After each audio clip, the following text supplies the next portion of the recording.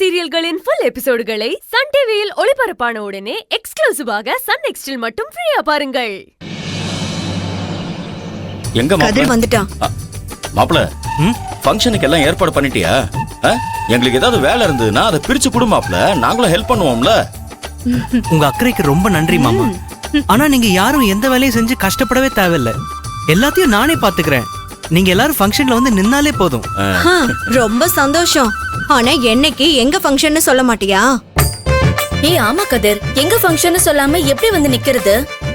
முன்னாடியே சொன்னா தானே கடைக்கெல்லாம் நான் லீவு விட முடியும். திடீர்னு சொன்னா கிளம்பலாம் வர முடியாதுடா. ஆமா, அது பெரிய சூப்பர் மார்க்கெட். டெய்லியும் ஆயிரக்கணக்கான கஸ்டமர்ஸ் வந்து லட்சக்கணக்கில் பிசினஸ் நடக்கிறதுக்கு அதுக்கு லீவ் விட முடியாது பாரு. பாருமா மாமாவ. அவரை பத்தி தான் உனக்கு தெரியும்ல, விடு. உங்களுக்கும் என் தம்பிக்கும் அதிர்ஷ்ட காத்து வீசுச்சுல, அதே மாதிரி எங்களுக்கும் அதிர்ஷ்ட காத்து வீசும். அப்போ எங்க கடையும் சூப்பர் மார்க்கெட்டா ஆகும். புரியுதா?